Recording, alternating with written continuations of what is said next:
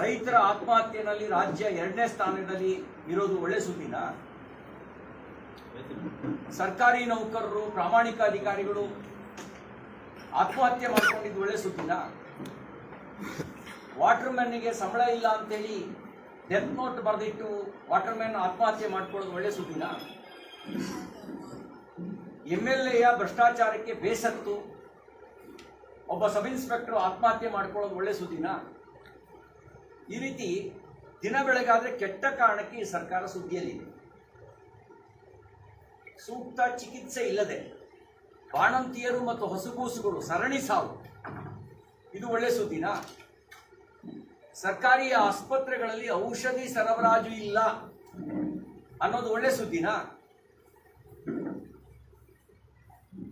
ಈ ರೀತಿ ಒಂದಲ್ಲ ಒಂದು ಕೆಟ್ಟ ಕಾರಣಕ್ಕೆ ಈ ಸರ್ಕಾರ ಸುದ್ದಿಯಲ್ಲಿ ಇರೋದನ್ನು ನಾವು ಕಾಣ್ತಾ ಇದ್ದೀವಿ. ಈ ಸರ್ಕಾರ ಅಧಿಕಾರಕ್ಕೆ ಬಂದ ಮೇಲೆ ಒಂದೋ ಭ್ರಷ್ಟಾಚಾರದ ಕಾರಣಕ್ಕೆ ಮುಖಪುಟದ ಸುದ್ದಿಯಲ್ಲಿ ಕಾಣಿಸ್ಕೊಂಡಿದೆ, ಇನ್ನೊಂದು ಬೆಲೆ ಏರಿಕೆಯ ಕಾರಣಕ್ಕೆ ಮುಖಪುಟದ ಸುದ್ದಿಯಲ್ಲಿ ಕಾಣಿಸ್ಕೊಂಡಿದೆ, ಇನ್ನೊಂದು IPL ಮ್ಯಾಚ್ನಲ್ಲಿ ಕಾಲ್ತುಳಿತದಿಂದ RCB ವಿಜಯೋತ್ಸವ ಇವರೇ ಗೆದ್ದವ್ರ ತರ ಆಚರಣೆ ಮಾಡಕ್ ಹೋಗಿ 11 ಜನ ಅಮಾಯಕರ ಸಾವಿಗೆ ಕಾರಣವಾದರು. ಈ ತರದ ಕೆಟ್ಟ ಕಾರಣಕ್ಕೇನೆ ಈ ಸರ್ಕಾರ ಸುದ್ದಿಯಲ್ಲಿರೋದನ್ನ ನಾವು ನೋಡಬಹುದು. ನಾನು ಮುಖ್ಯಮಂತ್ರಿಗಳಾದಿಯಾಗಿ ಎಲ್ಲ ಸಚಿವರಿಗೆ ಕೇಳಕ್ ಬಯಸ್ತೇನೆ, ನೀವು ಹೇಳಿ, ನಾವು ಇಂಥ ಒಂದು ಒಳ್ಳೆ ಕಾರ್ಯ ಮಾಡಿದ್ದೀವಿ ಅನ್ನೋದನ್ನ ಹೇಳಿ. ಯಾವುದು ಒಳ್ಳೆ ಕಾರ್ಯ ಮಾಡಿದ್ದೀವಿ? ಬಾಗಲಕೋಟೆಗೆ ಏನು ಒಳ್ಳೆ ಕಾರ್ಯ ಮಾಡಿದ್ರೆ ಹೇಳಿ. ಚುನಾವಣೆ ಬರದೇ ಇದ್ರೆ ಆ ಬಾಗಲಕೋಟೆ ಮೆಡಿಕಲ್ ಕಾಲೇಜಿಗೆ ಅಡಿಗಳೂ ಬೀಳ್ತಿರ್ಲಿಲ್ಲ. ನೀವು 2014 ಲೋಕಸಭಾ ಚುನಾವಣೆಯಲ್ಲೇ ಭಾಷಣ ಮಾಡಿ ಹೋಗಿದ್ರಿ, ಬಾಗಲಕೋಟೆಗೆ ಮೆಡಿಕಲ್ ಕಾಲೇಜ್ ಕೊಡ್ತೀವಿ. ಯಾವಾಗ? 2014 ಲೋಕಸಭಾ ಚುನಾವಣೆ. ಆಮೇಲೆ 2019 ನಿಮ್ಮ ಸರ್ಕಾರವೇ ಇತ್ತು, ಏನು ಮಾಡಲಿಲ್ಲ. ಈಗ ಎಲೆಕ್ಷನ್ ಬಂತು ಅಂತ ಒಂದು ಅಡಿಗಲ್ ಹಾಕಿದ್ರಿ, ಎಲೆಕ್ಷನ್ ಮುಗಿದ್ಮೇಲೆ ಅಡಿಗಲ್ಲೂ ತಗೊಂಡು ಹೋಗ್ತೀವಿ. ಈ ರೀತಿ ಕೆಟ್ಟ ಕಾರಣಕ್ಕೆ ಈ ಸರ್ಕಾರ ಸುದ್ದಿಯಲ್ಲಿದೆ. ಮಾನ್ಯ ಮುಖ್ಯಮಂತ್ರಿಗಳು ನಮ್ಗೆ ಹೇಳಿದ್ದಾರೆ, ಬಿಜೆಪಿಯವರು ಮಾನಗೆಟ್ಟವರು ಅಂತ ಅವ್ರು ಭಾಷಣ ಮಾಡ್ತಾ ಹೇಳಿದ್ದಾರೆ. ನಾನು ಮಾನ್ಯ ಮುಖ್ಯಮಂತ್ರಿಗಳಿಗೆ ಕೇಳಕ್ ಬಯಸ್ತೇನೆ, SCP TSP ಅನುದಾನದ ದುರ್ಬಳಕೆಯನ್ನ ಬಿಜೆಪಿ ಮಾಡ್ಕೊಂಡಿಲ್ಲ, ನೀವೇ ಮಾಡ್ಕೊಂಡಿದ್ದೀವಿ. ವಾಲ್ಮೀಕಿ ಅಭಿವೃದ್ಧಿ ನಿಗಮದ ಅನುದಾನವನ್ನ ಹೆಂಡತಿ ಒಡವೆ ತಕ್ಕ ಖರೀದಿ ಮಾಡೋದಕ್ಕೆ, ಚುನಾವಣೆಗೆ ಬಾರ್ಗಳಿಗೆ ಕೊಡೋಕೆ ಬಳಕೆ ಮಾಡ್ಕೊಂಡ್ರಲ್ಲ, ಅದು ಮರ್ಯಾದೆ ಇದ್ದವ್ರು ಮಾಡೋ ಕೆಲಸವಾ? ಯಾರು ಮಾಡಿದ್ದು? ನಿಮ್ಮ ಸರ್ಕಾರದ ಸಚಿವ, ನಿಮ್ಮ ಸರ್ಕಾರದ ಸಚಿವ ಯಾರು ಹೇಳಿ? ಮಾನ್ಗೆಟ್ಟವ್ರೀಗ CL7 ಲೈಸೆನ್ಸ್ ಕೊಡಬೇಕಾದ್ರೆ ರೇಟ್ ಫಿಕ್ಸ್ ಮಾಡಿದ್ದು, CL9ಗೆ ರೇಟ್ ಫಿಕ್ಸ್ ಮಾಡಿದ್ದು, ಇನ್ನೊಂದು CL2ಗೆ ರೇಟ್ ಫಿಕ್ಸ್ ಮಾಡಿ ಇಡೀ ಮನೆ ಮಂದಿ ಎಲ್ಲ ಭ್ರಷ್ಟಾಚಾರದಲ್ಲಿ ತೊಡಗಿದ್ದಾರೆ ಅಂತ ದೊಡ್ಡ ದೊಡ್ಡ ಸುದ್ದಿ ಆಯ್ತಲ್ಲ. ನಮ್ಮ ಆರೋಪ ಅಲ್ಲ, ಲಿಕ್ಕರ್ ಅಸೋಸಿಯೇಷನ್ ಅವರು ಮಾಡಿದ ಆರೋಪ. ಯಾರ ಮೇಲೆ? ನಿಮ್ಮ ಸಚಿವ, ನಿಮ್ಮ ಸರ್ಕಾರದ ಸಚಿವ, ಅಬ್ಕಾರಿ ಸಚಿವ ಅರಬಿ ತಿಮ್ಮಾಪುರ್ ಅವ್ರ ಮೇಲೆ ನಾವೆಲ್ಲ ಮಾಡಿದ ಆರೋಪ. ಇದು ಮರ್ಯಾದಸ್ಥರು ಮಾಡೋ ಕೆಲಸನಾ? ಹೇಳಿ ಮಾನ್ಯ ಮುಖ್ಯಮಂತ್ರಿಗಳೇ, ಹೇಳಿ, ಇದನ್ನ ಯಾರು ಮರ್ಯಾದಸ್ಥರು ಮಾಡುವ ಕೆಲಸ ಅಂತ ನಿಮ್ಗೆ ಅನ್ಸಿದ್ಯಾ ಅಂತ ನೀವು ಹೇಳಿ. ಗೋವಿ ನಿಗಮದ ಹಣ ಲೂಟಿ ಮಾಡಿದ್ರಲ್ಲ, ಮರ್ಯಾದಸ್ಥರು ಮಾಡೋ ಕೆಲಸನಾ? ಈಗ ನೀವು ಹೇಳ್ತೀರಿ ಬಿಜೆಪಿ ಅವ್ರು ಮಾನಗೆಟ್ಟವರು ಅಂತ ಹೇಳ್ತೀರಿ. ಇದೆಲ್ಲ ಮರ್ಯಾದಸ್ಥರು ಮಾಡೋ ಕೆಲಸನ ಅಂತ ನೀವು ನಮಗೆ ಸ್ಪಷ್ಟಪಡಿಸಿ. ಬಿಜೆಪಿ ಸರ್ಕಾರದ ಮೇಲೆ ನೀವು 60% ಭ್ರಷ್ಟಾಚಾರ ಅಂತ ಆರೋಪ ಮಾಡಿದಿರಿ. ಈಗ ಗುತ್ತಿಗೆದಾರರ ಸಂಘದವರ ಆರೋಪ ಏನು ಹೇಳಿ? ಇದು ಅಲ್ಲ, ನಮಗೆ 40% ಅಂತ ಹೇಳಿದ್ರಿ, 60% ಅಂತ ನಿಮ್ಮ ಗುತ್ತಿಗೆದಾರ ಸಂಘದವರು ನಿಮ್ಮ ಮೇಲೆ ಆರೋಪ ಮಾಡಿದ್ದಾರೆ. ಅಷ್ಟು ಮಾತ್ರ ಅಲ್ಲ, ಬೆಂಗಳೂರಿನಲ್ಲಿ ಫ್ರೀಡಂ ಪಾರ್ಕ್ನಲ್ಲಿ ಚಳವಳಿ ಮಾಡಿದ್ದಾರೆ. ಮಾನ್ಗೆಟ್ಟವರು ಅಲ್ಲದೆ ಇದ್ದಿದ್ರೆ ಅವರ ಆರೋಪ ಕೇಳಿ ಅಧಿಕಾರದಲ್ಲಿ ಕೂರ್ತಿರ್ಲಿಲ್ಲ. ಅವರ ಆರೋಪ ಮಾಡಿದ್ಮೇಲೂ ಕೂಡ ಅವ್ರಿಗೆ ಧಮಕಿ ಹಾಕೋ ಕೆಲಸ ಮಾಡಿದ್ರೆ ಹೊರತು ಅವರ ಆರೋಪವನ್ನು ನಿರಾಕರಿಸಲಿಲ್ಲ. ಅಲ್ಲಿಗೆ ಮಾನಗೆಟ್ಟವರು ಯಾರು ಅನ್ನೋದನ್ನ ಆತ್ಮಾವಲೋಕನ ನೀವು ಮಾಡಿಕೊಳ್ಳಿ. ಇನ್ನು ಸುರ್ಜೇವಾಲ್ ಅವರು, ಮಾನ್ಯ ಉಪಮುಖ್ಯಮಂತ್ರಿ DK ಶಿವಕುಮಾರ್ ಅವರು ಹೇಳಿದರು, ಬಿಜೆಪಿಯವರು ಜೇಬುಗಳ ಸರ್ಕಾರ, ಜೇಬುಗಳು ಅನ್ನೋ ಮಾತನ್ನ ಅವ್ರು ಹೇಳಿದ್ರು. ನಾನು ನಿಮ್ಮನ್ನು ಕೇಳಕ್ ಬಯಸ್ತೇನೆ, ಯುದ್ಧದ ಕಾಲಕ್ಕೆ ಯುದ್ಧದ ಕಾರಣದಿಂದ ಅನಿವಾರ್ಯ ಪರಿಸ್ಥಿತಿಯಲ್ಲಿ ಕೆಲವು ಬೆಲೆಗಳು ಏರಿಕೆ ಆಗಿದ್ದಾವೆ. ಆದ್ರೆ ಇದು ಯಾವುದೂ ಇಲ್ದಲೇನೆ ಬೆಲೆ ಏರಿಕೆ ಮಾಡಿದ್ರಲ್ಲ ನೀವು. ಹಗಲು ದರೋಡೆಕೋರು ಹೌದು ಅಲ್ವೋ? ಬಿಜೆಪಿ ಅಧಿಕಾರದಲ್ಲಿ ಇದ್ದಾಗ, ಕಾಂಗ್ರೆಸ್ ಅಧಿಕಾರಕ್ಕೆ ಬರೋದಕ್ಕೆ ಮುಂಚೆ ಬರ್ತ್ ಸರ್ಟಿಫಿಕೇಟ್ ರೇಟು 5 ರೂಪಾಯಿ ಇತ್ತು. ಮುನ್ಸಿಪಾಲಿಟಿ ಹೋಗಿ ಬರ್ತ್ ಸರ್ಟಿಫಿಕೇಟ್ ಬೇಕು ಅಂದ್ರೆ 5 ರೂಪಾಯಿ. ಈಗ ಅದನ್ನು 50 ರೂಪಾಯಿ ಮಾಡಿದ್ರಿ.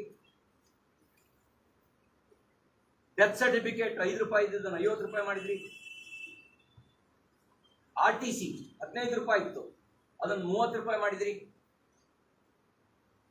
ಡೀಸೆಲ್ 5 ರೂಪಾಯಿ 80 ಪೈಸೆ ಸೆಸ್ ಹಾಕಿದ್ರಿ ಡೀಸೆಲ್ ಮೇಲೆ. ಪೆಟ್ರೋಲ್ ಮೇಲೆ 3 ರೂಪಾಯಿ ಸೆಸ್ ಹಾಕಿದ್ರಿ. 20 ರೂಪಾಯಿ ಸ್ಟಾಂಪ್ ಪೇಪರೇ ಮಾಯ. ಇವತ್ತು 100 ರೂಪಾಯಿ, 200 ರೂಪಾಯಿ, 500 ರೂಪಾಯಿ ಕೊಡಬೇಕು ಸ್ಟಾಂಪ್ ಪೇಪರಿಗೆ. ಯಾರಾದ್ರೂ ತನ್ನ ಚಿನ್ನ ಒತ್ತೆ ಇಟ್ಟು ಸಾಲ ತಗೋಬೇಕು ಅಂದ್ರೆ, ಸಾಲ ತಗೊಳ್ಬೇಕು ಅಂದ್ರೆ 0.5% ಸ್ಟಾಂಪ್ ಡ್ಯೂಟಿ ಕಟ್ಟಬೇಕು. ಸ್ಟಾಂಪ್ ಡ್ಯೂಟಿ 20% ಹೆಚ್ಚಳ ಮಾಡಿದ್ರಿ. ಅಬ್ಕಾರಿ ಸುಂಕ 30% ಹೆಚ್ಚಳ ಮಾಡಿದ್ರಿ. ಸ್ಟಾಂಪ್ ಪೇಪರ್ ಬೆಲೆಯನ್ನ, ರಿಜಿಸ್ಟ್ರೇಷನ್ ಶುಲ್ಕವನ್ನು ಏರಿಕೆ ಮಾಡಿದ್ರಿ. ಒಬ್ಬ ರೈತ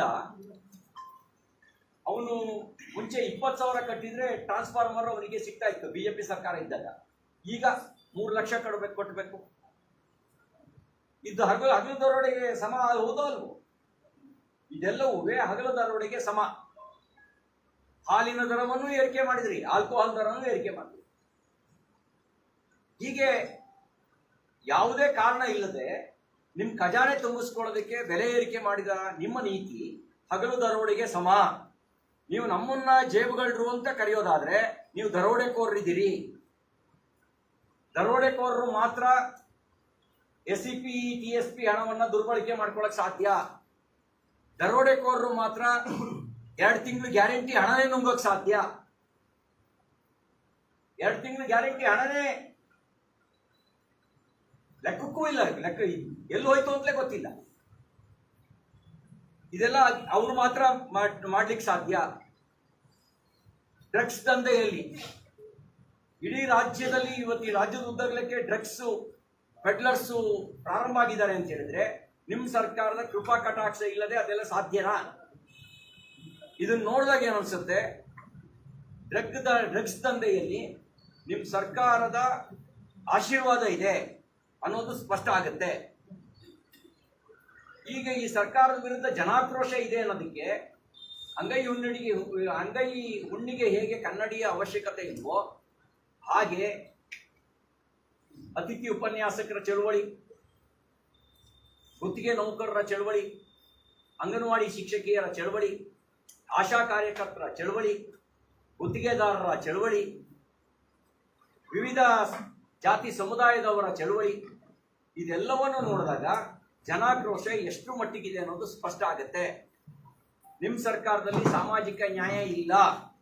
ನಿಮ್ಮ ಸರ್ಕಾರದಲ್ಲಿ ಇರೋದು ಕೇವಲ ಸಾಮಾಜಿಕ ಅನ್ಯಾಯ ಮಾತ್ರ. ನಿಮ್ಮ ಸರ್ಕಾರದಲ್ಲಿ ಸಾಮಾಜಿಕ ಅನ್ಯಾಯ ಮಾತ್ರ ಇದೆ.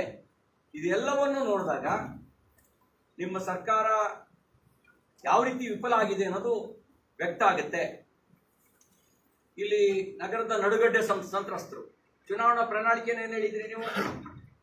ಅವ್ರ ಸ್ಥಳಾಂತರಕ್ಕೆ ಬೇಕಾದ ಎಲ್ಲ ಕ್ರಮ ಕೈಗೊಳ್ತೀವಿ ಅಂತ ಹೇಳಿದ್ರಿ. 3 ವರ್ಷ ಆಯ್ತು, ಏನ್ ಕ್ರಮ ತಗೊಂಡಿದ್ದೀರಿ? ಏನಾರು ಇದುವರೆಗೂ ಒಂದು ಅವರ ಸ್ಥಳಾಂತರಕ್ಕೆ ಏನಾರು ಪ್ಯಾಕೇಜನ್ನ ಘೋಷಣೆ ಮಾಡಿದ್ದೀರಾ? ಯಾವ ಪ್ಯಾಕೇಜು ಘೋಷಣೆ ಮಾಡಿಲ್ಲ. ಬದಲಿಗೆ ಏನ್ ಮಾಡಿದ್ರಿ? ಸರ್ಕಾರಿ ಆಸ್ಪತ್ರೆಗಳಲ್ಲಿ ಔಷಧಿಯನ್ನು ಬಂದ್ ಮಾಡಿ ಇದ್ದ ಜನೌಷಧಿ ಕೇಂದ್ರಗಳನ್ನು ಬಾಗಿಲಾಕ್ಸಿದ್ರಿ. ಜನೌಷಧಿ ಕೇಂದ್ರಗಳನ್ನು ಕೂಡ ಬಾಗಿಲಾಕ್ಸುವಂತ ಕೆಲಸವನ್ನ ನೀವು ಮಾಡಿದಿರಿ.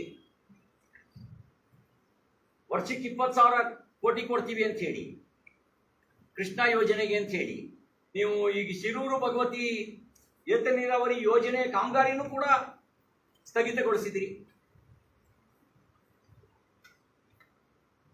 ಬಾಗಲಕೋಟೆ ನಗರಸಭೆಗೆ ಯಾವ ವಿಶೇಷ ಅನುದಾನವನ್ನ ಕಳೆದ 3 ವರ್ಷದಲ್ಲಿ ಕೊಟ್ಟಿದ್ದೀರಿ ಹೇಳಿದೀನಿ. ಈಗ ನಗರಸಭೆ ವಿಸ್ತಾರ ಆಗಿದೆ. ಬಾಗಲಕೋಟೆ